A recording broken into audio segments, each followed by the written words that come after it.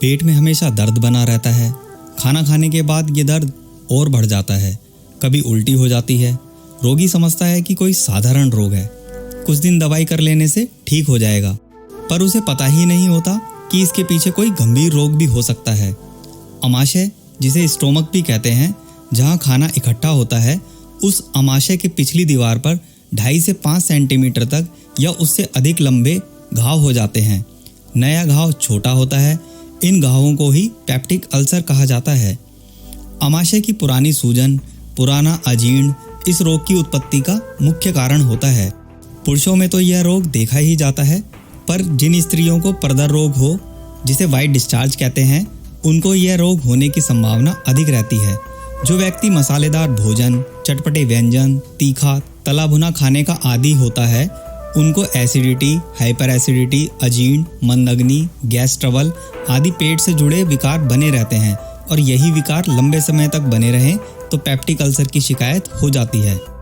40 साल से कम आयु का रोगी, जिनको 2 साल से कम के लक्षण हो, उनको पेप्टिक अल्सर में आराम आने की आशा अधिक होती है। यदि घाव और रोग 5 साल से भी ज़्यादा पुराना हो तो सर्जरी करानी पड़ती है, और आराम हो भी जाए इसकी कोई गारंटी नहीं होती। अगर ये सारे लक्षण हो भी तो ये कैसे पता करें कि पेप्टिक अल्सर है? इसके लिए आपको एंडोस्कोपी करानी होगी। एंडोस्कोपी के दौरान आपका डॉक्टर लेंस वाली एक खोखली ट्यूब को आपके गले से नीचे और आपके अन्न प्रणाली, पेट और छोटी आंत में डालता है। एंडोस्कोप का उपयोग करके आपका डॉक्टर अल्सर का पता लगाता है। उसके बाद ही पता चल पाता है कि घाव कितने एरिया में है, घावों का साइज क्या है, मतलब रोग होने या ना होने की पुष्टि हो जाती है। थोड़ा और विस्तार से पेप्टिक अल्सर के लक्षणों को जान लें। स्टोमक के ऊपरी हिस्से को दबाने पर तेज दर्द होता हो, कमर में दर्द रहता हो, पेट में बोझ और अकड़न होती हो, अक्सर खाना खाने के 1 घंटे बाद दर्द होने लगता हो, कई बार उल्टी होती हो और कभी कभी रक्त भी आ जाता हो। भोजन ना पचने के कारण रोगी दुबला पतला और कमजोर होता चला जाता है। ये एक दिन में होने वाला रोग नहीं है।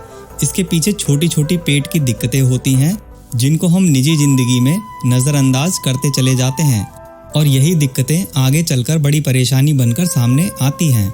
अगर घरेलू उपचार की बात की जाए तो यदा कदा ही कोई घरेलू उपाय इस गंभीर रोग को ठीक कर पाता है। फिर भी घरेलू उपाय में आप पथ्य आहार विहार का पालन करें और अपथ्य आहार विहार का त्याग करें। अब आप कहोगे कि ये पथ्य अपथ्य आहार विहार क्या है, तो चलिए जान लेते हैं पथ्य आहार विहार के बारे में। पथ्य आहार विहार: जब शरीर में कोई रोग उत्पन्न हो जाए तो पथ्य आहार का पालन करना चाहिए। जैसे खाने में आप दाल चावल, रोटी, साग सब्जी, मौसमी फल, नारियल पानी आदि का भरपूर सेवन करें। वहीं विहार की बात करें तो सुबह जल्दी उठकर 1 से 2 गिलास तक पानी पिएं, खुली हवा में टहलें, योगासन करें, एक्सरसाइज करें। ऐसा करने से आपको अत्यधिक लाभ मिलेंगे और स्वास्थ्य की रक्षा होगी और आप सदैव निरोग बने रहेंगे।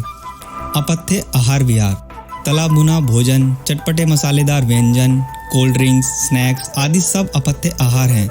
इनसे आपको बचना है। दूसरा, सुबह देर तक सोना, रात्रि जागरण करना, कोई भी व्यायाम, योगासन आदि ना करना, ये सब अपथ्य विहार हैं। इनको त्यागें। अलबत्ता पहले तो कोई विकार होने मत दो, और अगर कोई विकार हो जाए तो उसे ठीक करने में देरी ना करें। ये तो बात हुई पथ्य आहार विहार की। अगर इसको कर लेते हैं तो रोग कोई भी कैसा भी हो जल्दी ठीक होता है। अब बात कर लेते हैं पेप्टिक अल्सर की दवाई के बारे में। दवाइयों में आप बैद्यनाथ की सूजशेखर रस, स्वर्णयुक्त, ईसबेल ग्रेनुअल्स और बैद्यनाथ की ही कामदूधा रस ले आएं। अब जान लेते हैं मात्रा और सेवन विधि के बारे में।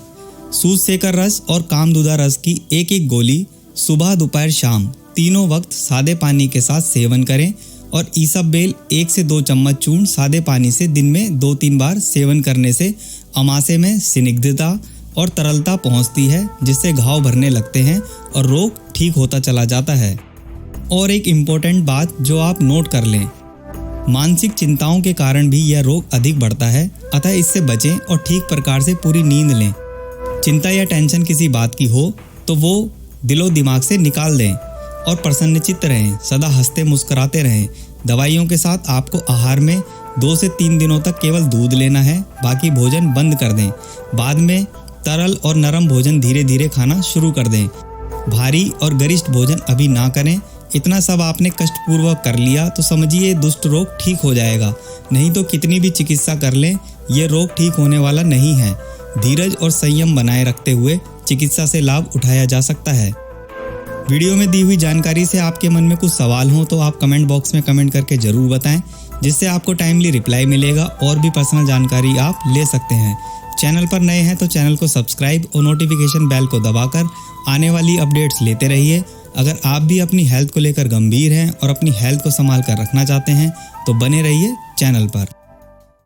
धन्यवाद।